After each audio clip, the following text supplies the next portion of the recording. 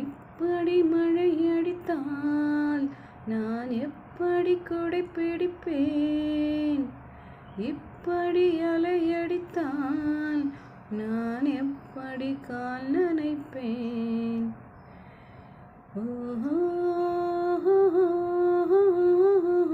இப்படியே வழி மறித்தால் எப்படி நான் நடந்திடுவேன்? இப்படியே முகம் சிவந்தால் எப்படி நான் முத்தமிடுவேன்? இப்படியே பூ கொய்தாய் எப்படி நான் மலர்ந்திடுவேன்?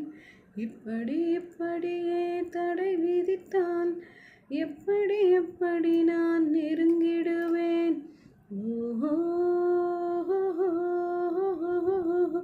இப்படி மழை அடித்தால்